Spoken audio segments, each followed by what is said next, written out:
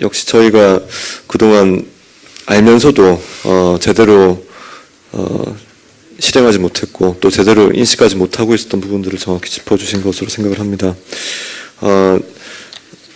이 정치 쇄신의 문제가 비단 이 부패 척결이나 제도 개혁의 문제만으로 완성되기 어렵다는 점에서 후보께서 이 인사 말씀을 하실 때 쇄신과 통합이 결코 따로 가는 것이 아니다 하는 차원에서 이 부패 척결 문제에 국한되는 것이 아니라 진정한 통합을 위해서 조순영 의원님께서 지적을 해주신 이 과거 역사인식 문제 그리고 현재까지 해결되고 있지 않고 우리 대한민국 현대사에서 산업화 과정에서 발생했던 이 함께 이 빛과 그늘이 함께 왔던 문제들을 치유하는 그 역할을 다른 정치 주체에게 넘길 것이 아니라 우리 새누리당이 스스로 그것도 박근혜 후보님이 새누리당이 대통령 후보로 출마한 이번 선거에서 완결을 짓는 것이야말로 진정한 국민 대통합을 이루는 절호의 기회라는 생각을 가지게 되었습니다. 아울러서 역시 산업화 과정에서 잉태되었고 그동안 대한민국의 눈부신 기적과 같은 경제성장의 역사를 가능하게 했던 현재의 대기업 중심의 지배 구조 도 함께 개선이 되는 경제민주화까지 동시에 완결 지을 수 있다면 우리가 대한민국의 정통성을 지키고 그리고 발전시켜 갈 수 있는 유일한 정치 집단으로서 역사적인 사명을 다할 수 있다고 생각을 합니다. 여러 가지 드릴 말씀이 있지만 이걸로 마무리하겠습니다. 네, 감사합니다. 다음 김성태 의원님 말씀 듣겠습니다. 존경하는 우리 조선인 칠선 위원장님의 이 고견이야말로 새누리당이 지금 안고 있는 문제점을 적나라하게 다 말씀을 해 주셨습니다. 문제는 이게 실천이죠. 저는 오늘 아침에도 라디오 방송을 하면서 있는 겁니다. 요 근래 지금 우리 당에서 처절한 몸부림을 하고 있습니다. 저는 이거 국민들이 지금 마지막 기회라고 봅니다. 우리도 새누리당 그래도 국회의원으로서 배지 달고 11월 19일 날 박근혜 대통령 당선시키려면은 예스맨들만 지금 박 후보 그냥 주변에 뱅뱅 맴돌고 그 사람들 이야기만 듣는 박근혜 후보 절대 연말에 대통령 될 수 없습니다. 예? 지금 우리 후보님은 그동안 참 잘 모시는 분들, 우리 후보를 편안하게 해주시는 분들만 전부 핵심 척훈으로, 핵심 당직으로 다 모시고 계시니까 제대로 쓴소리를 듣지 못해요. 제가 얼마 전에도 한 보름 전에 이런 서울의 일부 지역들 의원님들을 이렇게 당협위원장님들 모아놓고 후보님 같이 했어요. 박근혜 대통령 돼도 민주주의 절대 걱정 없다는 국민적 인식이 갈리게끔 가거사 흔히 말하는 이 역사가 하루빨리 깨끗이 털고 갑시다. 두 번째, 망가집시다. 언제까지 신뢰의 원칙의 정치적 어떤 기본 프레임만 가지고 연말 대선에서 국민들에게 대통령 당선된다는 보장이 어디 있습니까? 달라져야 하는 겁니다. 이런 말씀을 좀 드렸는데 제가 그날 자리에 다 계신 분들 중에 좀 듣기 싫은 그런 소리를 하니까 후보님이 웬만하게 말을 안 자르는데 좀 말을 자릅디다. 이게 지금 박근혜 후보의 지금 요 근래의 신경이에요. 이렇게 가면 안 되는 겁니다. 저는 최경환 비서실장이 희생양이 돼서 사퇴를 했습니다. 그저께. 저는 대단히 양심적이라고 보는 사람입니다. 이런 사람은 말 그대로 솔로몬의 지혜를 가지고 진정으로 박근혜라는 사람이 연말에서 대통령이 되기를 희망하는 사람들입니다. 하지만 어떻게 하다 당 지도부 된 사람들, 나는 이 고래심줄도 이런 고래심줄 처음 봤어요. 저는 아침 방송에서 그대로 한 이야기입니다. 황우여 대표, 이양구 원내대표, 흔히 말하는 이 당 지도 체제들, 박근혜 후보 당내 경선에서 후보 선출을 하기 위해서 어떻게 보면 당대표 최고하는 사람들입니다. 본인들 훌륭히 그 역할을 수행해 왔습니다. 하지만 지금 전쟁을 치러야 되는데 그 사람들이 어떻게 이 대중적인 기획력과 조직력을 확보할 수 있는 그런 리더십을 지금 보이고 있습니까? 그게 아니라면 후보를 위해서 가감하게 털어줘야 되는데 이 사람들 전혀 그렇지 않습니다. 어떻게 요 근래 벌어가지고 있는 당내 이런 참 처절한 몸부림에 대해서 우리 후보님이 최종 어떻게 마무리할지 모르지만은 새로운 인적 쇄신이야말로 우리 국민들에게 변화를 주면서 대선판을 이끌어갈 수 있습니다. 언제까지 후보 단일화, 야권 후보 단일화 이 프레임에 지금처럼 우리 후보의 이런 밋밋한 대선 행보, 이거는 우리가 필패할 수밖에 없는 것이죠. 오늘 이 정치 쇄신 이 심포지엄을 통해서 저는 우리 안대희 위원장님이 정치쇄신위원회가 우리 당의 마지막 희망이라고 봅니다.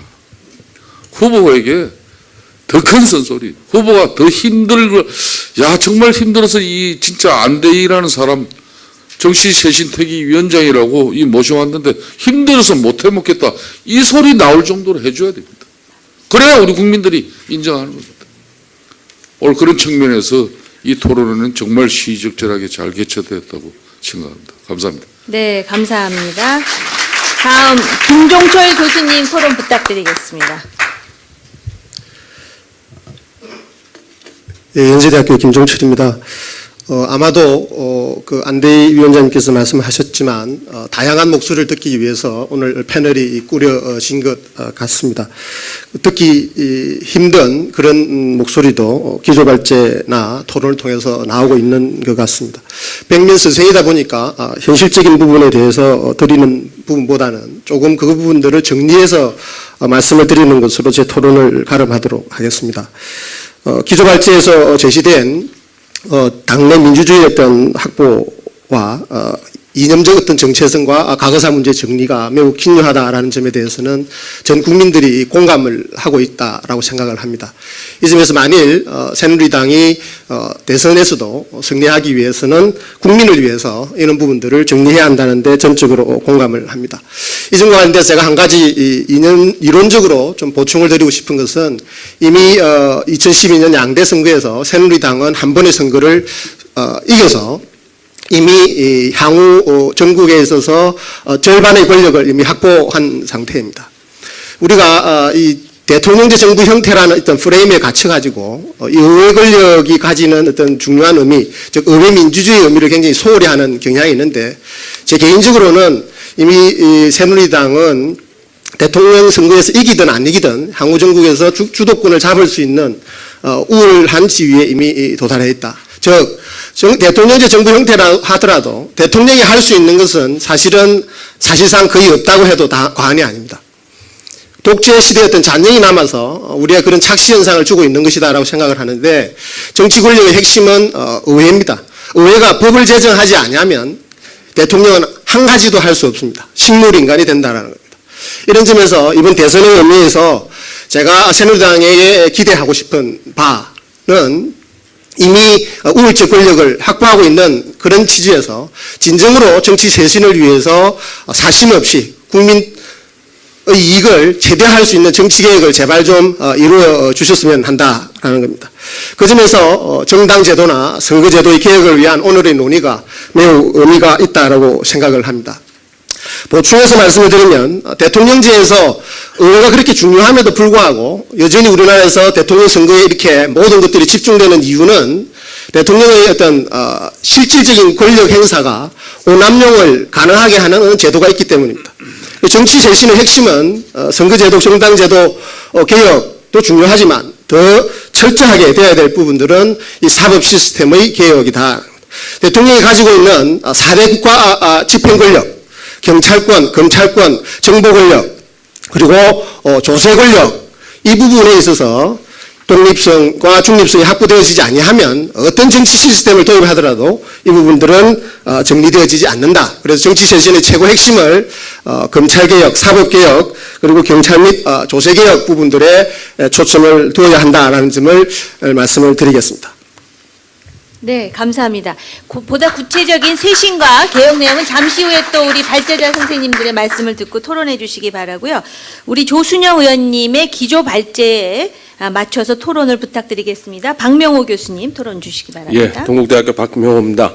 6가지 과제를 제시해 주셨는데 과연 가능할까 싶습니다. 좀 부정적이지 않나 생각이 되고요. 국회의원들께서 하시는 언급 중에 항상 앞에 들어가는 말이 존경하는이라는 표현인데 제가 보기엔 별로 존경하지 않는데 그 존경한다는 말이 항상 들어갑니다. 근데 제가 존경한다는 말은 아마 그 앞에 존경한다는 말보다는 조금 더 신빙성이 있지 않을까 생각이 됩니다. 조순영 전 의원께서 정말 쓴소리를 해주셨는데 과연 가능할까라는 생각은 좀 지울 수가 없습니다.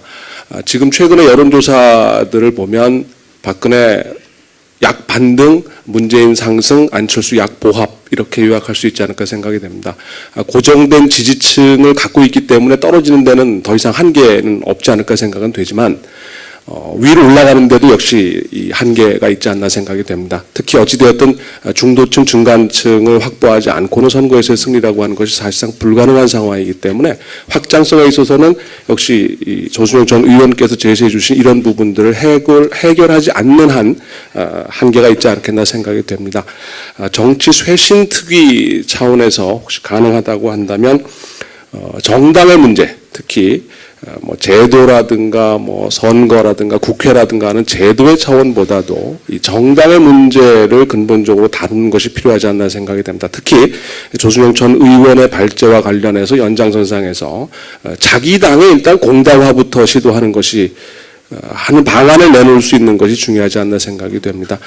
지금 당장 아마 거의 불가능할 거라고 생각이 됩니다. 지금 뭐 70여일 정도 남은 상황에서 과연 어떤 것이 가능하겠는가 하려다는 비관적이지 않겠나 생각이 되는데 이 고비를 넘기지 못한다면 아마 이제는 회복하기 어려운 단계에 들어가지 않겠나 생각이 됩니다. 아쉬운 아까운 거겠지만 결과적으로는 부정적인 결과일 가능성이 높다라고 생각이 됩니다. 따라서 이 전체적인 이 부분에 대한 정리를 좀 해야 되지 않겠나 생각이 되고 이현출 박사님의 발제 이후에 보다 근본적인 토론을 하도록 하겠습니다. 고맙습니다. 네. 저는 방금 조순영 의원님께서 운영의 측면에 주안점을 두셔서 말씀을 하셨다면은 저는 제도의 측면에 주안점을 둬서 말씀을 드리겠다는 말씀을 드립니다. 제 시간이 없기 때문에 뭐 아주 짧게 줄여 드리는 것이 오늘 토론을 좀 더 활성화하는 데 도움이 될 것이라고 생각합니다. 그래서 2장은 간단히 몇 가지만 말씀을 드리겠습니다. 저희들이 지난 7월 말 8월 초에 조사를 해보면은 우리 사회가 갈등이 갈수록 더 심화되고 있다. 그래서 그러한 갈등 구조를 어떻게 통합하냐라고 하는 것이 매우 중요한 과제로 부상하고 있다라는 말씀을 드리고 있고, 그런데 이 우리 한국 사회의 발전과 통합을 저해하는 요인이 어디에 있느냐라고 물어보니까 정치권의 무능과 대립에 있다라고 하는 응답이 25.3%나 나오고 있습니다. 그리고 두 번째가 이제 부정부패 문제가 21.2%로 나와 있고, 그 다음에 이제 그 경제 양극화랄지 재벌의 독점 이런 것들이 한 11%대에 이렇게 순위 매김되어 있는 것을 봤습니다. 그런 측면에서 우리 사회의 그 정치 쇄신이라는 것은 우리나라가 민주주의의 공고화로 나아가기 위해서 매우 중요한 과제다라는 것을 알 수가 있습니다. 그런데 국민들이 그렇다면은 우리 사회의 민주주의를 어떻게 인식하고 있느냐? 그래서 민주주의에 대해서 만족하냐라고 물었더니 이 만족한다라고 하는 것은 38.1%밖에 안 됩니다. 오히려 56.2%가 우리 사회 민주주의에 대해서 불만족을 표하고 있습니다. 이게 참 묘한 일입니다. 그래서 그 얘기는 결국 우리 사회의 의사결정 메커니즘 뭐가 큰 문제가 있다 이런 얘기라고 볼 수가 있는 것입니다. 그래서 그럼 어떤 방법이 좋겠냐라고 여쭤봤더니 민주주의 운영 방식에 대해서, 그래서 하나는 시간이 걸리더라도 합의를 통해서 의사를 결정해 나가는 것이 좋겠다. 즉 이제 이 합의제적 운영 방식에 대해서 63%가 찬성을 한다. 반면에 다수결 원칙을 통한 신속한 의사결정 이라고 하는 부분에 대해서는 35%가 찬성을 하는 것으로 나타나 있습니다. 그래서 우리 사회가 다양한 갈등이 있고 싸움이 있지만은, 그러나 좀 더 더디더라도 충분한 사회 구성원들의 의사를 수렴하는 그런 합의제적 유형으로 우리 사회가 가는 것이 우리 사회 통합을 위해서 매우 중요하다라는 그런 함의를 얻을 수 있었다라는 말씀을 드립니다. 그래서 지금 현재 배부에 드린 자료 8페이지에 보면은 그래서 저는 이런 우리 사회 많은 갈등을 해결하는 갈등 해결의 제도화로서의 민주주의는 합의제 민주주의 모델로 가야 되겠다. 근데 그러한 합의제 민주주의 모델의 가장 핵심이라고 한다면은 권력의 분정과 공유, 그다음에 단위별 자율성을 강화하는 데 있다. 이제 그렇게 봐야 될 것이다. 이제 그래서 그러한 이 두 가지 핵심적 요소를 각각 우리 권력 구조와 정치 제도에 투영시키는 그런 작업이 필요하겠다라는 전제에서 제 논의를 전개하고자 하는 것입니다. 우선 정당 제도에 관해서 말씀을 드립니다. 정당 제도에 대해서는 우리가 정당 간의 관계에 문제가 있고 아까 조순영 의원님께서 말씀하신 대로 어떤 단위 정당의 문제가 있을 수 있습니다. 저는 우선 정당 간에 우리 학문적으로는 정당 체계라고 말씀을 합니다만은 그런 정당 간의 문제에 있어서는 지금 현재 보면 우리가 민주화 이후에도 과거 권위주의 시절에 그런 이 정당 체계, 즉 개성형 카르텔 정당, 이 기존의 어떤 민주당과 한나라당 이 양대 보수 정당들이 나름대로 카르텔을 형성해서 새로운 정당들의 정치권 진입을 막으면서 말이죠.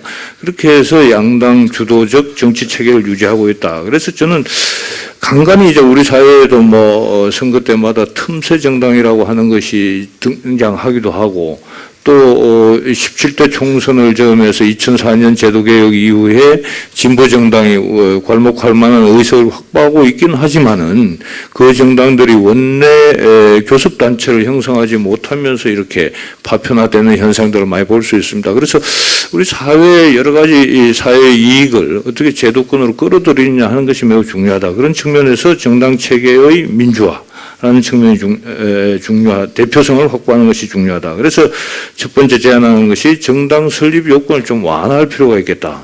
지금 이제 5개 시도의 시도집을 형성해야지만이 정당이 형성되게 되어 있습니다. 그러나 정당 창당 요건을 적어도 1개 시도에 한 1000명 이상의 당원을 확보하면은 정당으로서의 구성 요건이 완성된다. 이렇게 되면은 우리 사회의 여러 가지 어떤 단일 이슈의 정당, 가령 독일의 해적당 또는 녹색당, 또 일본의 오사카 같은 그런 오사카 유신회 이런 것처럼 지역의 이슈가 정당으로 부상이 돼서 그것이 정치권에서 논의가 되는 것이 가능하지 않겠냐 그런 생각합니다.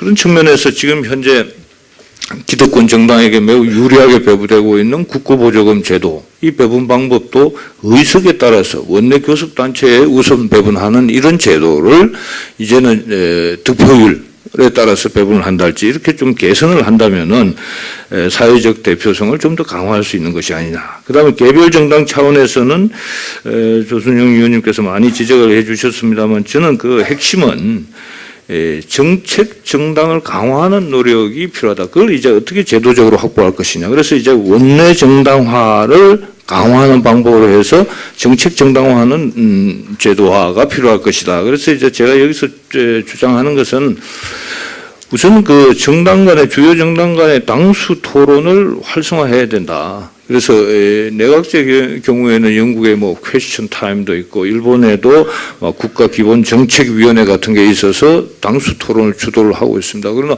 우리의 경우에도 너무 대통령이 국회에 나와서 연설도 하지 않고 불통하는 그런 개념들이 많지 않습니까? 그래서 우선 이 원내 교섭단체의 당수들 간의 토론을 통해서 국가적 현안을 국민들이 보는 앞에서 이렇게 논의를 하고 또 그래서 서로 양보와 타협을 이끌어내는 그런 메커니즘이 필요하다. 그다음 두 번째로 대통령과 야당의 당수들이 모여서 이렇게 토론하는 세션이 필요하겠다. 그래서 이제 저는 영수 토론이라고 이름을 붙여봤습니다만 이런 노력들이 많이 필요하겠다라는 말씀을 드립니다. 세 번째 이제 정당 공천을 제도화하는 노력이 필요한데 이것은 여러 가지 방안은 각 정당이 자율적으로 정할 수 있을 것입니다. 그러나 충분한 시간 이전에 국회의원 선거의 경우에는 한 달 이전, 대통령 선거의 경우에는 적어도 2달 이전에 후보 등록이 완료돼서 그 이후부터는 충분히 검증 단계로 들어갈 수 있도록 해줘야 되겠다. 정책 검증이 이루어지도록 해야 되겠다라는 제안이고요. 그다음에 선거제도로 넘어가면은 선거제도도 아까 말씀드렸습니다만 이게 다수 대표제로 가는 방법이 있고 뭔가 합의제로 가는 방법입니다. 합의제로 가는 방법은 역시 비례대표제를 강화하는 방법입니다. 지금 단순 다수 대표제 소선거를 하다 보니까 우리가 지역주의가 더 강화되고 말이죠. 적어도 부산 경남에서 민주당이 40%나 득표를 해도 그것이 대표성이 전혀 반영이 안 되는 그런 체제가 되고 있기 때문에 그래서 비례대표제를 채택하고 있지만 현재 18% 가지고는 그러한 효과를 발휘할 수 없다. 그래서 지역구와 비례를 200석 대 100석 정도로 해서 비례대표 의석을 대폭 늘릴 필요가 있겠다라는 말씀을 드리고 그다음에 소선거구 권역별 비례대표제를 도입해서 전국적으로 비례의석을 반영하는 것보다는 지역의 민심을 좀 더 수렴할 수 있는 그것이 이제 이른바 일본식과 독일식이 그렇게 가고 있습니다만은 저희들은 좀 더 비례성을 강화하기 위해서 독일식 제도로 가는 것이 좋겠다라는 말씀을 드리고자 하는 것이고요. 그럴 경우에 이제 독일식으로 가면은 우리가 초과 의석이 발생할 우려들이 많이 있다라고 비판들을 합니다만은 그러나 이 지역구와 전국구를 200대 100으로 이렇게 맞출 경우 상당 부분 초과 의석 발생 비율이 줄어들 수가 있고 또 한편으로는 우리가 이 초과 의석 발생 부분을 제도적으로도 보완할 수 있는 방법이 있다. 그래서 최근에 지역구 연동 배분 방식이다. 그래서 한 의석을 만들어는 최소 표수, 그걸 제수라고 합니다. 그런 걸 조정을 하면은 얼마든지 가능한 방법이 있을 수 있다라는 말씀을 드린 것이고요. 여기에 더해서 이제 중복입 후보제, 저는 이른바 석패율 제도라고 하는 것을 도입을 한다면은 취약 지역에 있어서도 정당의 활동이 더욱더 활성화될 것이 아니냐. 그 다음에 사표 방지가 가능한 것이 아니냐. 그리고 또 이런 제도를 취하게 되면은 보궐선거가 없어도 됩니다. 그래서 우리가 매 지방선거에서 정권 중간 심판하지요. 보궐선거 하면서 또 연중 2번씩이나 정권 심판하면서 국론을 이렇게 갈라놓는 것을 없앨 수 있는 장점도 있지 않겠냐. 그런 생각을 합니다. 그 다음에 지방선거의 정당공천제를 폐지할 필요가 있겠다라는 제안을 합니다. 왠가하니 지금 여러분들 잘 아시겠습니다만 지방선거의 지방이 없어진 지 오래됐습니다. 중앙선거의 정치적 갈등을 지방으로 더욱더 확대 재생산하는 것이 아니냐. 그래서 진정한 지방 정치를 부활하기 위해서는 이게 지방 단위에서 이 정당 공천 문제를 재검토해야 되겠다. 그래서 방안으로는 기초 광역을 다 없애버린 방법도 있겠습니다만은 또 한편으로는 기초부터 한번 고민을 해본 방안이 어떻겠냐 이런 제안을 해드리는 것입니다. 그다음에 이제 개방형 정당 명부제가 있습니다만 이것은 독일식 권역 비례제를 한다면은 그렇게 크게 문제가 될 바는 아니기 때문에 여기서 생략을 하도록 하겠습니다.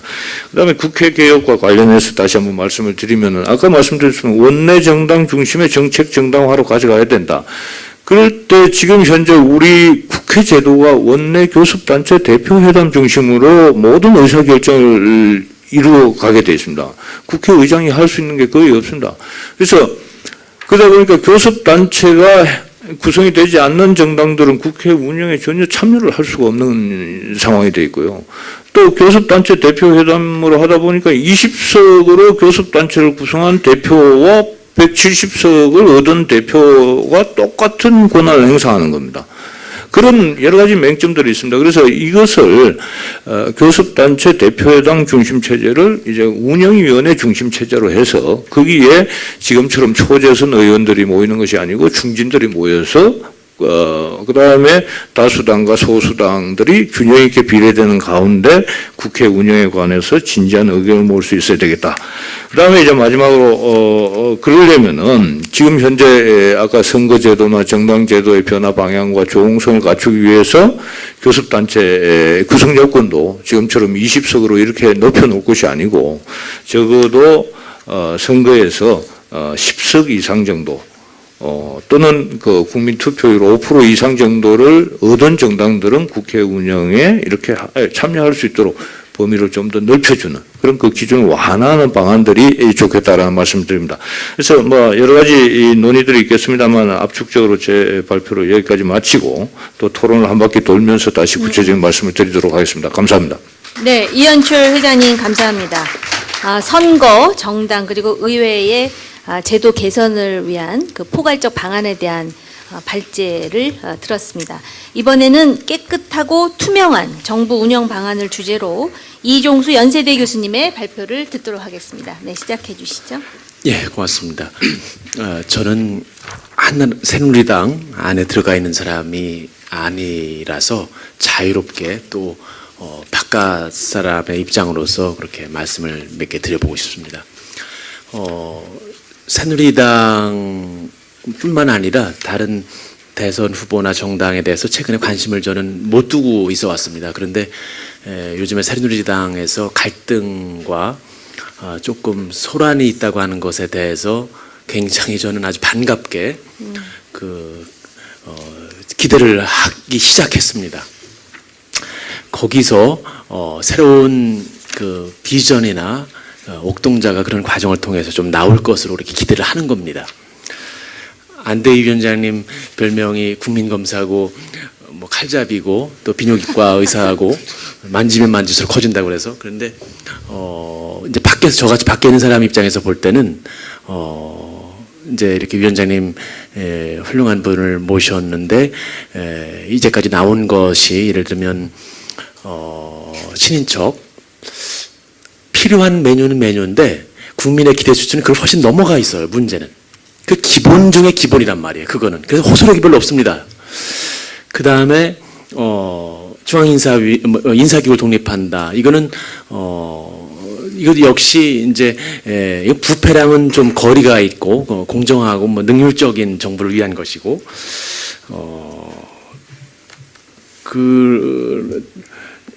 그래서 이건 그 굉장히 국민의 체감을 하는 그 체감도를 관점으로 해서 부패 문제를 다시 정리할 필요가 있다 이런 생각이 듭니다.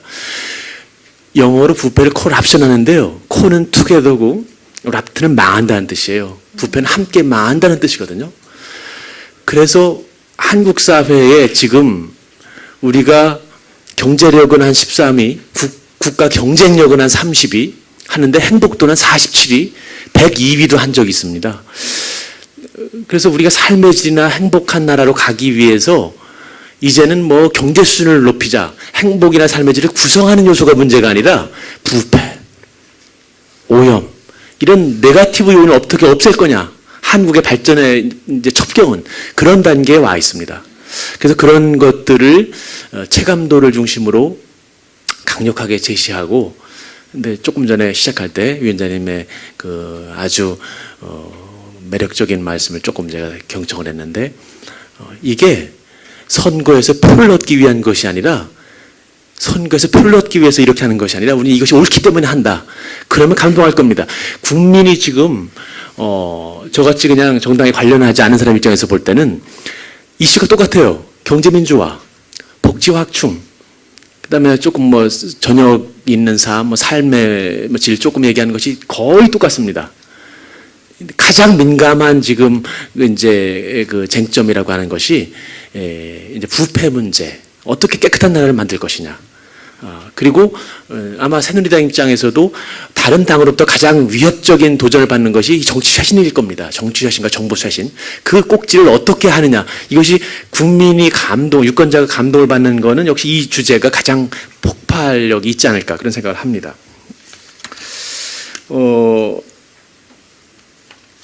이제 부패가 아시다시피 이것 때문에 정책이 왜곡돼요. 국가 자원이 누수됩니다. 도로만 조금 4차선만 몇 킬로를 돌아도 몇 천억이 낭비됩니다. 그래서 우리가 알다시피 체감하다시피 우리가 부패가 현금으로 주고받는 부패는 많이 줄어들었는데 어떤 권력형, 거래형 그런 비리는 줄어든 기미가 없습니다. 그래서 여기 서베이 제가 자료를 보여드린 바와 같이 공공부문은 73%가 부패했다고 그렇게 여러 사람들이 느끼고 있고 민간 부문은 한 63%가 부패했다. 그런 조사 결과가 나온 것을 제가 제시하고 있습니다. 이걸 그럼 어떻게 없앨 것이냐?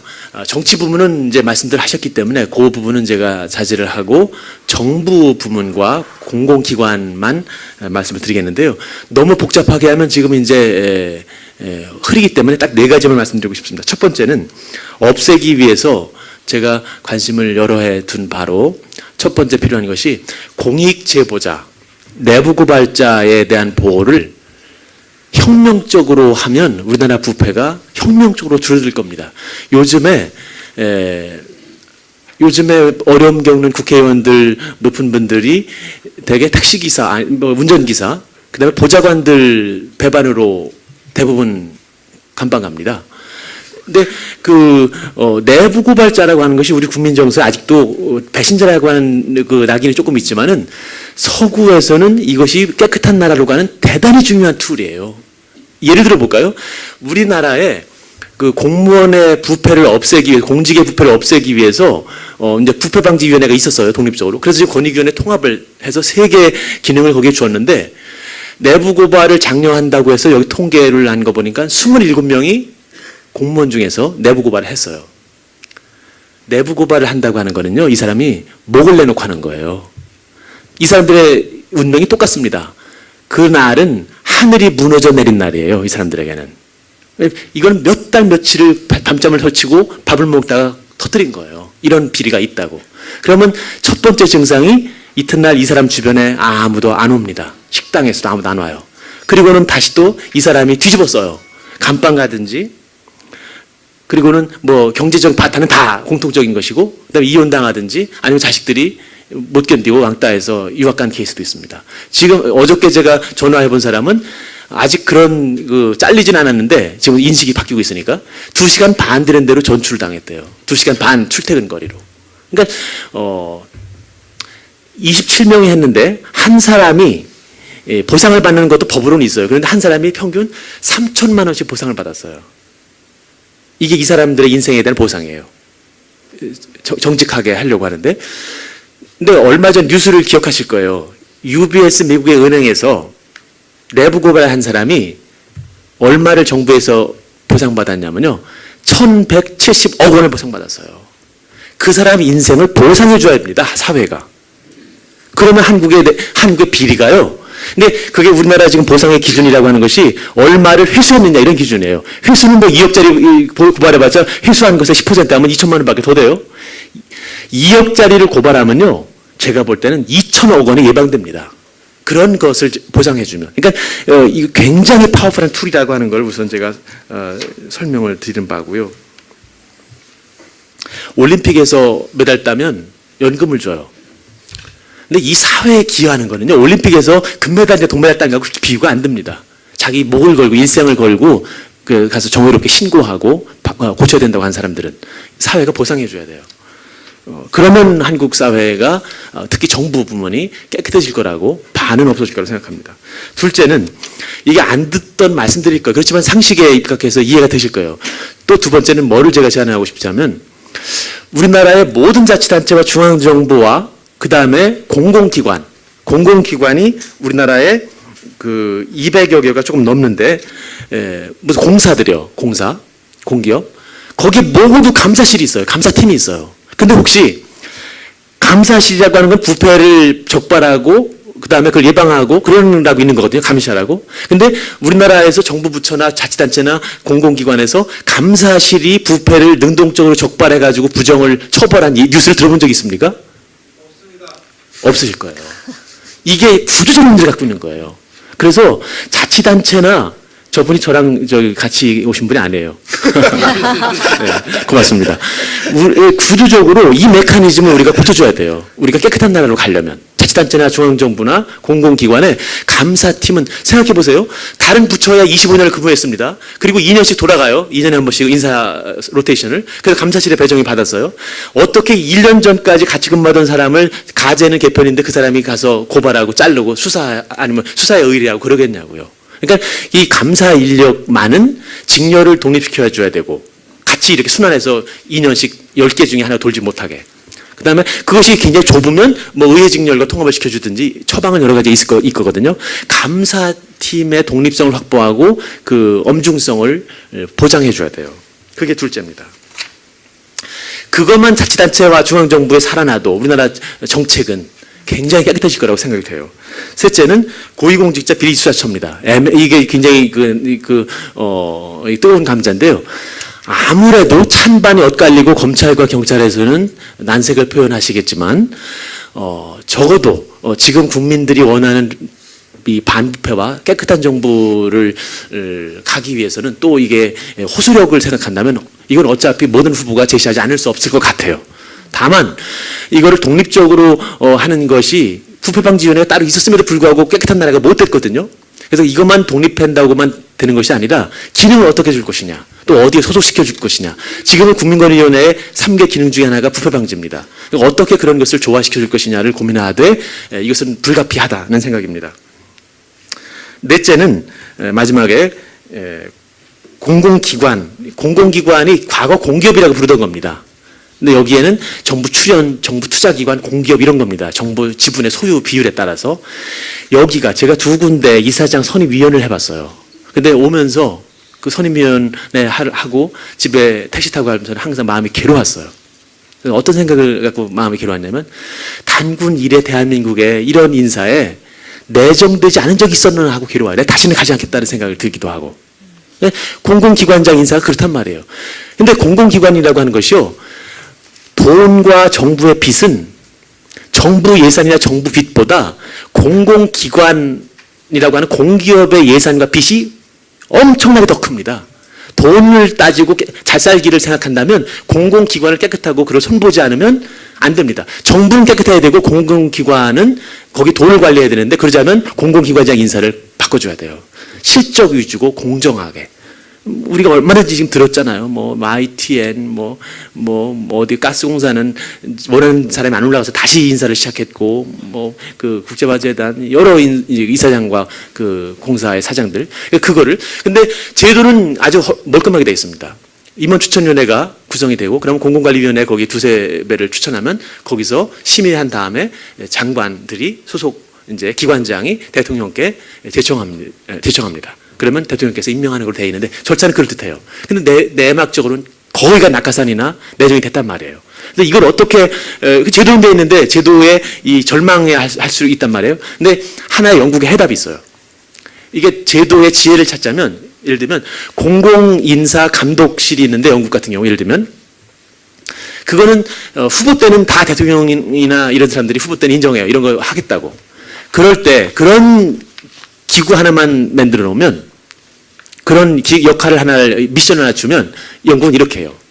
거기서 제가 갔을 때 70명을 국민들을 선출해요. 모든 방송과 신문을 통해서. 그래서 법무부 산하의 공공기관 인사위원회 되고 싶은 분, 행정안전부, 국토부. 그러면 그 산하에 우리나라가 좁은 것 같지만은 놀랍게도 법무부라면 내가 생명을 걸고 저기는 손봐줘야 되겠다 이리 가는 국민들이 많아요. 또 행안부, 국토부 저기는 무슨 일이 있어도 내 생명을 걸고 저기는 깨끗하게 만들겠다고 이리 가는 국민이 많습니다. 그런 사람들이 지원을 해요. 그러면 거기는 이제 공공인사감독관실에서 그 사람들의 경력과 실력을 보고 인선을 해요. 그러면 하루에 30만 원 일당을 주고 그 사람들을 6개월 동안 이런 선출 방법 관련 법을 훈련을 시킵니다. 그리고 법 하나 간단한 것만 수정했어요. 모든 공공기관 인사위원회는 이 사람들을 반드시 한 명씩 포함시켜야 돼요. 그럼 이 사람들이 절차와 법을 가장 잘 알아요. 거기서 분위기를 가장 잘 파악합니다. 이 사람들이 한 8명 중에 7명 중에 1명밖에 안 되지만 이 사람들 호루라기를 불거든요. 거기서. 언론과 감독관실에 이제 고발하고 호소하기 때문에 그 굉장히 깨끗해져요. 그래서 이것이 제도적으로 멀끔하게 되어 있지만은 보완할 수 있는 굉장히 효과적인 툴이라고 그렇게 생각이 듭니다. 토론 나오면 조금 더 말씀을 드리겠습니다. 네. 고맙습니다. 네, 말씀 감사합니다. 저희가 지금 이현출 박사님의 그 통합과 변화를 향한 정치 쇄신안 그리고 이종수 교수님의 깨끗하고 투명한 정부 운영 방안의 2가지 발제를 들었습니다. 저희가 이 2분 전문가님을 모신 이유는 바로 저희 정치 쇄신 특위에서 같은 주제로 지금 쇄신안을 마련하고 있습니다. 그래서 공감되는 부분도 많고 또 저희가 말씀을 들으면서 정말 그 귀감이 되는 부분도 많은 것 같고요. 이제 본격적으로 토론을 하겠는데요. 먼저 김종철 교수님 말씀부터 듣겠습니다. 참고로 김종철 교수님께서는 지금 안철수 후보 진영의 정치혁신 포럼 멤버 아니십니까? 아닙니다. 아니십니까? 예, 저희가 그 여러 가지 의견을 아까 이어서 그럼 듣도록 하겠습니다. 예, 근데 저 후보는 다른데 다른 후보의 자문은 제가 하고 있으니까 그 점에 대해서 제가 나름대로 외부적인 의견을 전달한다라는 말씀을 다시 한번 강조해서 드리겠습니다. 두 분 발제를 들으면서 새누리당이 만일 이번 대선에서 이기기 위해서 해야 될 일이 있다면 이 두 분 발제자분들께서 제시하는 어떤 공약들을 정치신특별위원회에서 최대한 수렴한다면 그 가능성이 매우 높아지지 않을까 그렇게 생각을 해봅니다. 기본적인 어떤 두 분의 발제의 어떤 전반적인 기조나 개별적인 어떤 정책 제안에 대해서도 거의 이견이 없습니다. 다만 몇 가지 점들을 좀 더 강조를 드리고 싶습니다. 새누리당의 어떤 최고 정강은 자유민주주의이고 그것은 당연히 우리 헌법의 기본 이념입니다. 근데 새누리당에서 이야기하는 자유민주주의가 과연 어떤 자유민주주의인가에 대해서는 제가 조금 의구심이 있다라는 말씀입니다. 자유민주주의의 핵심은 경제적 자유주의가 아니고 정치적 자유주의여야 하는데 과연 새누리당에서 혹은 새누리당이 창출한 정부가 이 정치적 자유주의의 어떤 확대를 위해서 얼마나 노력을 하고 있는지에 대해서 의문이 있고 만일 정치 쇄신에 이런 정치적 자유주의의 어떤 확대를 위한 노력이 없다라면 그 쇄신은 빈 껍데기가 될 것이다. 오늘 이현출 박사님께서 제안해 주신 정당개혁이나 선거제도개혁, 국회 운영과는 구체적인 제안의 핵심은 바로 지금 과도하게 탈정치화, 국민들을 수동화시키는 그래서 정치 과정이 카르텔화된 정당에 의해서 독점화됨으로써 국민과의 소통이 소홀히 되고 있는 이 근본 원인에 있는 것이고 바로 우리 헌법이 지향하고 새누리당이 추구한다고 이야기하는 자유민주주의에 근본적으로 반하는 정치 시스템에 그 원인이 있다라는 점을 우리가 분명히 해야 합니다. 그래서 정치쇄신특별위원회에서 자유민주주의의 중점적인 요소가 경제적 자유 경주기자 무시하자 말씀이 아니고 정치적 자유가 더 근간이 되어지는 것이고 지금 현재 정당법, 정치자금법, 선거법은 이러한 정치적 자유를 예외로 만들고 오히려 규제가 국가가 통제하는 것이 원칙인 그런 체제이다.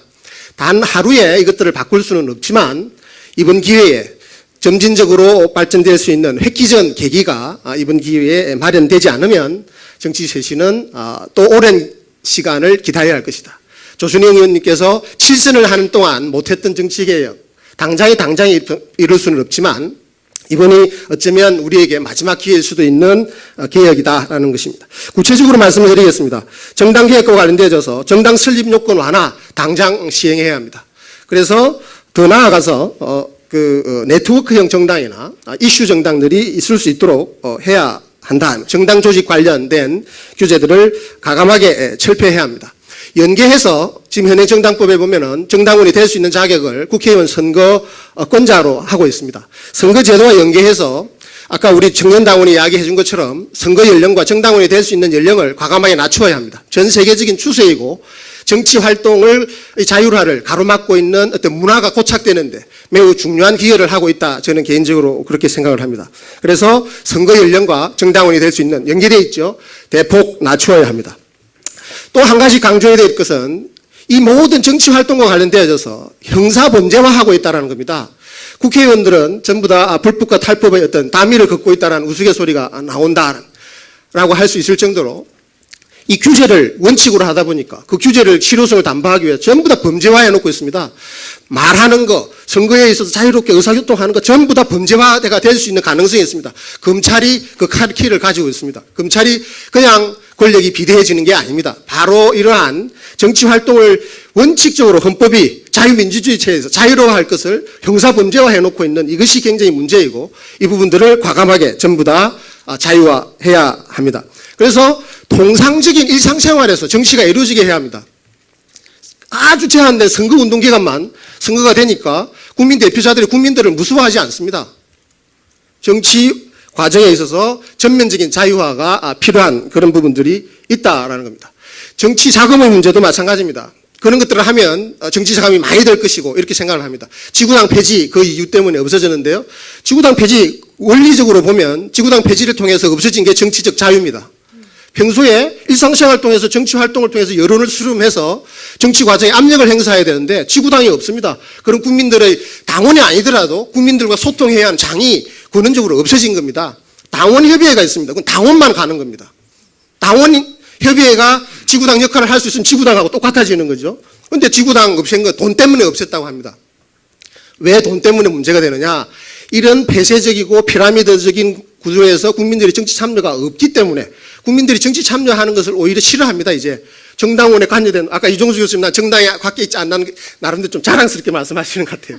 중립적인 게. 저는 거꾸로여야 된다고 생각합니다. 모든 사람들이 정치 과정에 참여하고 정당에 자유롭게 참여하는 것이 정상인데 오히려 우리나라는 거꾸로 되고 있는 이게 근본적인 문제이고, 이게 의식의 문제도 있고 문화의 문제도 있지만 근본적으로 제도의 문제가 있어서 이 부분들이 다 바뀌어야 됩니다.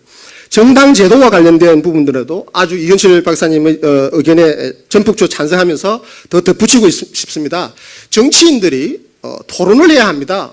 우리 기조발제자께서 말씀하셨다시피 박근혜 후보는 토론을 하시지 않습니다. 일반 이미지에는 계단에서 몇 마디 말씀하시는 끝난다는 촌철살인의 말씀이 분명한 우리 현주술만 대변인 제도를 개선해서 중요한 정치 현안에 대해서는 정치 대표자들이 직접 토론할 수 있도록 하는 제도를 만들어야 됩니다. 이것을 보완하기 위한 제도로서 많이 논의되고 있는 게 섀도우 캐비넷 제도입니다. 이것도 도입을 해야 되고요. 다음에 공천제도 역시 개청해야 됩니다. 문제는 많지만 방향은 정해져 있습니다. 지금처럼 우리나라가 정당 조직이 활성되어 있지 않는 이런 현실 속에서는 오픈 프라이머리는 불가피하다. 제도적인 문제가 있다면 그 제도적인 문제를 고쳐서 나가야 한다. 역시 뭐 시민 배심제나 이런 부분들도 되어야 되고 당연히 지구당 부활되어야 합니다. 선거제도와 관련되어서도 이현출 박사님과 의견을 같이 합니다. 저는 권역별보다는 전국 비례대표 독일식 제도가 마땅하다 이렇게 생각을 합니다. 비례대표가 근간이 되어야 합니다. 우리는 지금 성자 독식의 선거제도를 가지고 있습니다. 그런데 국회 운영도 이현출 박사님 지적하셨다시피 또 성자 독식입니다. 그러다 보니까 국민들은 더 소외되어는 그런 구조를 가지고 있습니다. 그러니까 선거제도 비례대표제로 바꾸어야 하고요. 국회 운영도 교섭단체를 완화해서 소수파의 지분을 보장하는 제도로 바뀌어야 한다. 이런 말씀을 드리겠습니다. 다음으로 이종수 교수님께서 말씀해 주신 아주 압축적이고 핵심적인 부분, 그 부분도 전폭적으로 지지합니다. 보수는 부패로만 하고 진보는 어떤 분열로만 한다. 이야기가 있습니다. 새누리당이 보수적인 진영을 자임하고 있는 그런 상황에서 부패 문제를 효과적으로 해결한다라고 하면 최소한 10%는 대선에서 얻을 수 있지 않을까. 정치쇄신 특별위원회의 중요한 과제가 거기에 있고요. 거기서 특히 우리 안대 위원장님이 검찰 출신, 대법관 출신이기 때문에 제가 외람되게 말씀을 드리자고 하면 아마도 고위공직자 비리수사처 설치에 대해서는 아마 좀 부정적이거나 회의적일 가능성이 많은데 일반 국민들은 그렇게 생각하지 않는다. 그리고 전문적으로도 그 점에 있어서는 검찰 권력의 개혁, 분권화가 이루어지지 않으면 아까 말씀드린 대로 정치개혁은 매우 힘들어지는 그런 연결고리가 있기 때문에 이게 관건일 수 있습니다. 검찰개혁의 분권을 위해서 고위공직자 비리수사처 등 다양한 개혁제도, 특히 요즘 많이 논의되고 있는 게 있는데요. 검찰권을 분권화시키는 방향에 대해서도 고려해야 됩니다. 그리고 지방검사장의 어떤 선거제도 이런 것들을 도입하는 것을 적극적으로 검토해야 한다는 말씀을 강조드리고 싶습니다. 이상입니다. 네, 말씀 잘 들었습니다. 지금 우리 전문가 선생님들 말씀 중에 그 비례대표를 오히려 늘려야 된다라는 말씀들을 많이 하시고요. 그리고 이 지역 정치에 있어서 정당 공천제를 없애고 또 과연 기초 광역의회를 어떻게 할 것인가에 대해서 굉장히 균형 잡힌 말씀을 지금 해주시고 계십니다. 이제 토론 순서 김세연 의원이 지금 그 국정감사 중이라 우리 박명호 교수님께 양해를 구하고 우리 김세연 의원 먼저 발언권 드리겠습니다. 예, 지금 저희 교과위에 좀 곧 가봐야 되는 상황으로 좀 순서를 바꾸게 된 점 양해해 주셔서 감사합니다. 먼저 이현출 회장님 말씀에 대해서 의견을 좀 드리고자 합니다. 비례대표 말씀을 방금 김종철 교수님 해주셔서 먼저 말씀드리자면 비례대표 도입의 우리나라 환경에서 취지가 직능 대표성을 강화하자는 취지였고요. 근데 지금에 와서는 이미 지역구 의원으로 직능의 대표성을 가진 분들이 충분히 진출할 수 있는 상황에서, 또한 정당 민주화가 제대로 구현되지 않은 상황에서 비례대표가 과연 얼마나 민주적으로 선출될 수 있느냐, 정당의 주요 실력자들이 자기들 지분에 따라서 나눠먹기 하는 수단으로, 그래서 그 우리나라 국가 시스템의 근본적인 문제 중에 하나가 지나치게 중앙 집권적인 형태를 띠고 있는데, 정당 역시 이 국고 보조금이라는 형태를 통해서 실제로 이 당협이나 또 시도당의 활성화보다는 국고 보조금을 받는 중앙당 위주로 비대해진 권력이 행사되고 있는 문제가 있습니다. 그래서 이게 우리 정치 제도 전반, 특히 이제 국회와 정당의 연결고리를 생각을 해본다면은, 분권화의 관점에서 본다면은 물론 그 권역별 비례대표제를 도입할 때는 시도당에서 작성할 수 있겠지만은 역시 이 민주주의와 지방 분권이라는 것이 우리가 역사적으로 경험이 일천한 상태에서 현재 대한민국 건국 이후에 도입된 제도이다 보니까 과거에 우리가 중앙 집권적인 왕조 체제에서 뭐 1000년, 2000년 경험을 갖고 있는 상태에서, 가령 일본이나 유럽처럼 뭐 막부 체제라든지 또는 제후국가들과 자유도시들이 어떤 황제와 일종의 계약 관계를 맺는 이러한 지방 분권적인 전통이 부재한 상황에서 이 분권이나 민주주의를 얼마나 제대로 지금 구현할 수 있냐, 지금 이식된 제도를 토착화해가는 과정에서 상당히 짧은 시간 안에 우리가 이걸 하려고 하다 보니까 제대로 지금 제도들이 뿌리를 못 내리는 상황 같습니다. 이런 상황에서 이제 비례대표 문제를 다시 보자면은 정당 민주화가 제대로 구현되지 않은 상태에서 비례대표를 확대하는 것은 이 그 정당 간의 칼텔은 이 뭐 다른 제도들로 이렇게 풀 수 있을지 몰라도 정당 내부의 일부 실력자들의 놀아나는 결과를 더 강화할 수 있겠다는 측면에서 국민들이 직접 뽑는 직선 지역구 의원들이 국회를 구성하는 것이 저는 바람직하다고 보고, 다만 지역구 의원으로 가기 어려운, 예를 들어서 다문화 가정 출신이나 탈북자 출신의 의원들은 지금보다 비례대표 폭을 대폭 축소를 하되 일부 이 소수자 대표를 할 수 있는 그런 방향으로 비례대표 축소 조정이 필요하다는 저는 생각을 갖고 있습니다.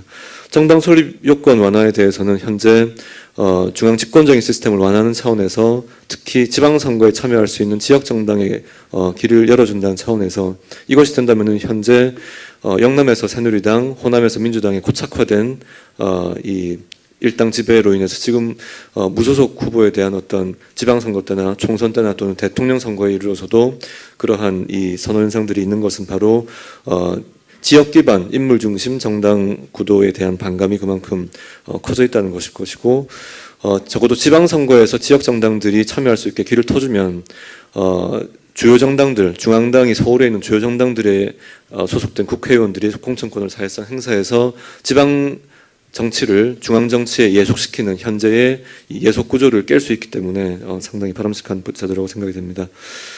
그리고 이 교섭단체 대표 중심의 이 현재 상당히 원내 운영도 중앙 집권화되어 있습니다. 즉 원내 대표가 이 결단하는 거에 따라서 법안들이 올라가기도 하고 못 올라가기도 합니다. 그래서 원내대표가 어떤 사람이냐에 따라서 경제민주화 법안이든지 뭐든지 가로막혀버리면 아무것도 할 수 없는 그런 상태에 있습니다. 그래서 상임위 중심의 의안 일정들이 의사 일정들이 진행이 되고, 또 전체 원 운영에 대해서는 운영위 중심으로 가는 것이 상당히 바람직하겠다는 생각입니다.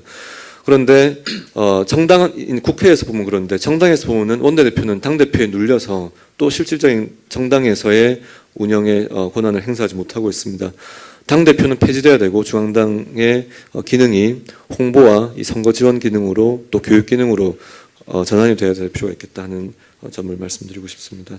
그리고 이종수 교수님 발제에 대해서 앞서 조순영 의원님 기조연설에서 지적하셨던 6가지 사항은 저는 반드시 실천해야 된다고 보고, 만약 6가지 전체는 실천하는 것이 현실적으로 어렵다 한다면은 한두 가지 정도는 타협을 할 수 있을지언정 이 부분은 반드시 실천해야 되겠다는 생각이 듭니다. 그리고 부패 문제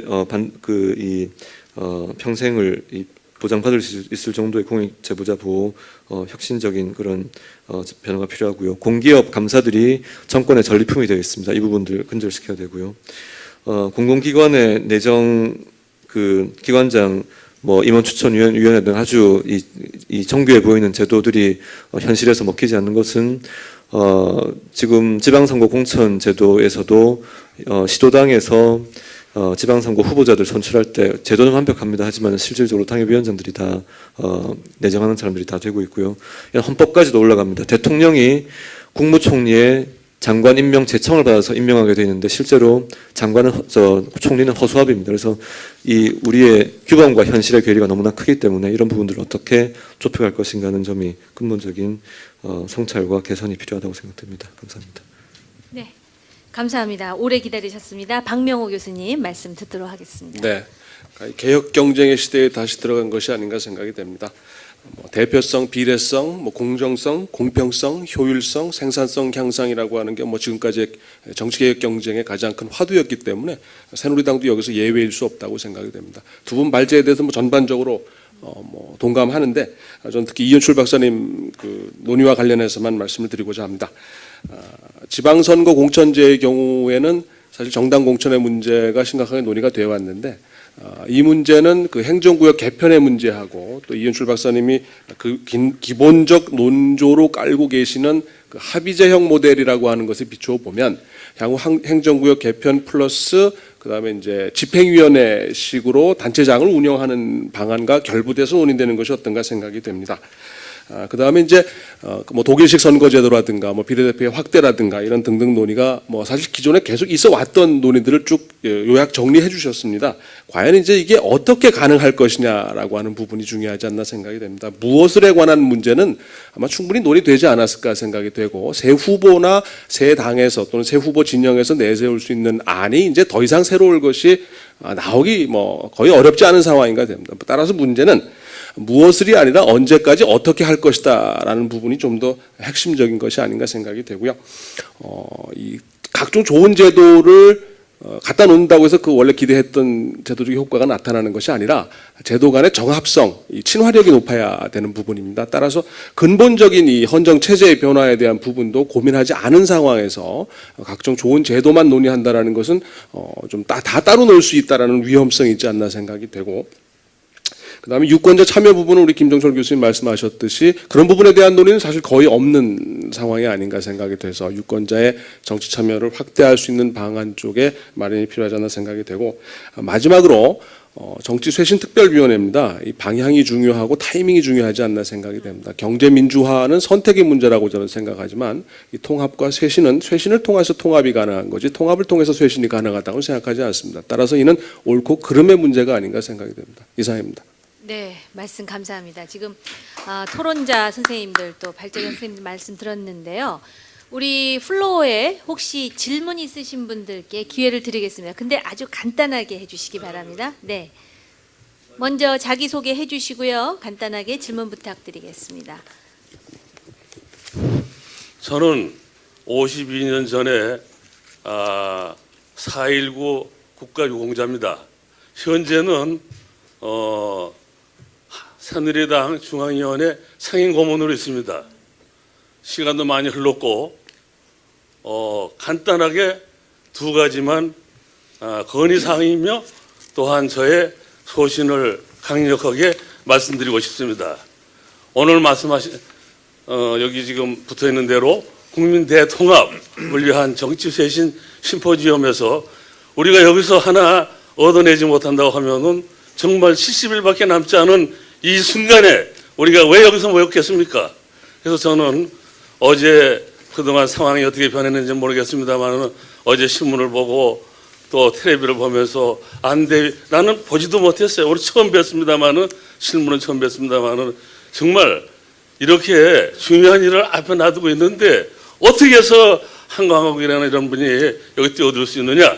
이것만은 우리가 이 자리에서 분명히 막고 또 이 소리가 그분한테까지 들어갈 수 있도록 저는 간절히 간곡하게 여기서 부탁을 드리고 또 한 가지는 이 자리에 참 너무나도 우리 당을 위해서 더군다나 12월 19일 대한민국을 사랑하는 마음에서 정권을 교체할 수 있는 우리 조순영 의원님의 그 감동적인 말씀 일일이 다 나열할 수가 없습니다. 시간이 없기 때문에. 다만 제가 한 가지만 짚어서 말씀을 드리고, 아무리 좋은 약이라고 하더라도 행동에 옮기지 않으면은, 실천에 옮기지 않으면은 결과가 없습니다. 말씀에 우리 새누리당 국회의원이 148명이라고 합니다. 두 분이 지금 자리에 나갔다가 가셨습니다만 148명이 내가 이건 안대위 우리 쇄신위원장에게 간곡하게 지금 부탁을 드리고 싶습니다. 시간을 내셔서 뭐 후보자든 또 당대표든 누구든지 간에 148명이 한번 만나서 결의대회라도 하면은 틀림없이 12월 19일 날 새누리당이 대한민국에 살리고 나라를 살리고 틀림없이 승리한다는 것을 저는 확신합니다. 감사합니다. 네, 감사합니다.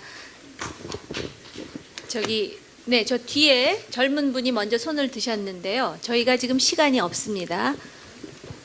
질문이신가요? 예, 그렇습니다. 네, 네, 질문해 주세요. 예, 저는 두 분 발제자 선생님들, 그 예, 토론자 선생님에 대한 예, 질문입니다. 저는 이현출 한국정당학회장님께 질문드리겠습니다. 본인 소개 간단히 예, 저는 대학생 임성조라고 합니다. 아까 김세연 국회의원님께서도 말씀하셨듯이 비례대표를 늘리면 그 비례대표를 늘림으로써 생기는 문제점들과 또 그런 비리들이 분명히 있을 거라고 생각이 되는데요. 거기에 대해서 좀 구체적인 대안이나 방안이 있으신지 궁금합니다. 또 다른 질문 있으십니까? 예, 마지막으로 듣겠습니다. 좋은 말씀 감사합니다. 두 가지. 한 가지는 교수님들한테 질문드리고 싶습니다. 우리 정당이 많이 발전해왔다고 저는 생각합니다. 그러나 지금 여기 쇄신 방향 같은 거를 말씀하실 때 정당 설립의 요건을 더 완화하고 좀 더 다양한 정당을 만드는 것이 좋겠다 하는 말씀을 하시는데, 대부분의 우리 교수님들이 한국의 정당 정치에 있어서 이 안에 남한에 있는 정당들만을 기초로 해서 분류를 하고 있는 경향이 많다고 저는 이제까지 느껴왔습니다. 한국에서 한국 정당 발전, 사회 불안 모든 것의 기층에 저는 북한의 조선노동당이라는 거대한 정당을 빼놓은 상태로는 언제든지 한국의 사회의 불안 요인과 뭐가 설정되기가 정확히 볼 수 있는 게 잘못되어 있다고 저는 생각을 합니다. 그래서 교수님들께서 그런 걸 할 때 지금 연구 발표를 하시고 할 때 조선노동당이라는 그 정당을 포함시켜서 한 그런 내용의 발표를 하시고 있는지 한번 여쭤보고 싶고, 또 하나는 오늘 국민 대통합을 위한 정치 쇄신 심포지엄 자체는 새누리당 일개 정당에만 하는 것이 아니라고 저는 생각합니다. 우리 국민 모두가 지금 우리 정당 전체한테 실망을 했고 거기에서 쇄신을 요구하고 있다고 생각합니다. 그런데 새누리당의 요즘에 지금 중앙당 안에서 주요 인사들의 지금 전투 상황에 돌입되어 있는 상황에서의 지금 양상은 어떤 면으로는 국민들이 무엇을 요구하고 있는지를 헛갈리고 있지 않는가 하는 생각이 들어서 당의 의원과 중앙당의 중추부 인사들과 이 새누리당 당원들에게 다 함께 한번 생각해 보자는 말씀을 드리고 싶습니다. 어떤 거냐면, 과연 정당인이 아직도 지도자인가, 지도자 연하고 있지 않는가, 그런 인식 하에서 지금 이런 상황이 오지 않는가 말이에요. 부정부패를 하고 뭐 하고 새로운 살림꾼을 뽑는 네, 데는 이제 좀 정리해 주시겠습니까? 후보자는 하나의 상모습이고 지금 각 당의 주요 중추부 또 국회의원들은 머슴의 역할이다. 그 자기 본분에 대해서 벗어나서 마치 상층부 요인이 되고 있는 것에서 이런 현상이 벌어지지 않고 있는가 하는 것을 지금 의원들과 지금 우리 위원장님들, 이 앞에 안 위원장님이나 김정인 위원장이나 전부 여러분한테 한번 자문하고 스스로 우리는 머슴의 위치에서 국민들의 기대에 부응하지 않으면 안 된다는, 거기에 절렬하게 자각하지 않으면 절대 이번에 대선은 우리 당이 승리할 수 있는 일은 거의 무망하다. 거기에 대한 철저하게 우리가 자각하지 않으면은 네, 이제 정리해 거기에 노력해야 주십시오. 된다고 저는 네. 생각해서 지금 그 위원장님 이하 지금 저 의원님들한테 그 질문을 드리고 싶습니다. 네, 잘 들었습니다. 10초만 드리겠습니다.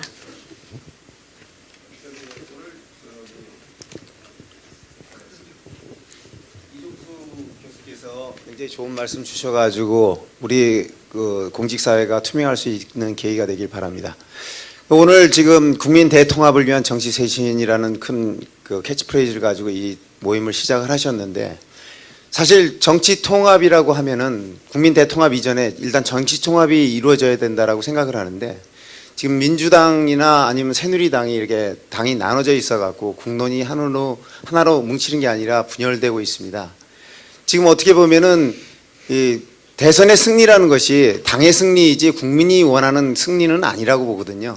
그래서 이런 국민 대통합을 위해서 새누리당이나 민주당이 서로 통합할 의지는 없는 것인지, 제가 말씀드리는 건 당으로 나눠져 갖고 6대4나 4대6의 여론은 좋다 이거죠.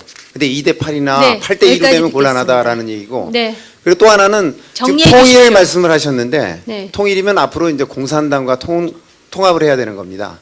근데 내부적인 그 계파 갈등도 해결을 못하고, 그리고 당 간의 갈등도 조율을 못하는 상황에서 공산당이라고 하는 전혀 다른 체제와 10초가 이미 지났습니다. 통합을 한다는 게 굉장히 무리라는 아마 생각이 듭니다. 무슨 말씀이신지 충분히 이해할 것 같습니다. 그러니까 이제 정리해 주십시오. 새누리당과 사회자의 말씀을 민주통합당을 들어주시기 통합을 바랍니다. 해서 네, 공론을 하나 알겠습니다. 뭉쳐서 의회를 좀 더 확고한 권력의 자. 중심으로 자리매김할 수 있는 자리가 이제 될 수 있기를 바랍니다. 마지막으로 그 가능성의 여부에 대해서 한 번쯤 말씀을 알겠습니다. 이제 해주시면 그만해 고맙겠습니다. 주시고요.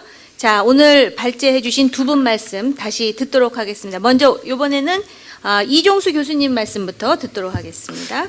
예, 저는 정치 부문은 제가 부탁받은 게 아니라서 이제 말씀을 삼가해서 드렸습니다만은 전체적으로 그렇습니다. 지금 이제 선거 국면이기 때문에 우리 국민의 합의도가 가장 높은 분야가 이게 반부패입니다. 투명하고 깨끗한 정부. 그래서 이 부분에서 폭발력이 높은 아젠다를 건질 수 있을 거라고 확신합니다. 예를 들면 뭐 새누리당이 10대 깨끗한 나라를 만들기 위한 10대 공약을 발표한다면, 그리고 예를 들면 뭐 친인척 문제는 기본이지만 또 조준영 의원님께서 말씀하신 그 뭐 정수장학회, 그다음에 자기 헌신이 아마 박수를 받을 것 같아요.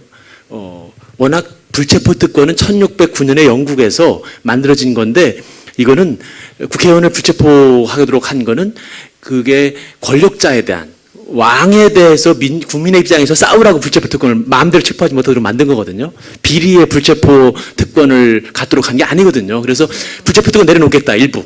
뭐 사안. 그다음에 사면권, 돈 먹고 좀 이따 다 나온단 말이에요. 그러니까 그런 거, 뭐 비리수사처 만들겠다, 공공기관장 이거 인사 공정성 확보하겠다, 이런 거와 던지면 박수 받지 않을까 그렇게 생각합니다. 예, 고맙습니다. 감사합니다. 이제 이현출 한국정당학회장님 답변 듣도록 하겠습니다. 네, 장시간 수고 많으셨습니다. 우선 뭐 주요 쟁점이 됐던 것부터 말씀을 드리죠. 비례대표를 늘리면은 오늘날과 같이 정당의 민주화가 제대로 되지 않은 상황하에서 또 다른 폐단을 낳지 않겠냐. 그래서 정당 내부 실력자 간의 어떤 카르텔을 형성하는 그런 구도로 발전하지 않겠냐, 이제 그런 우려를 해주셨습니다.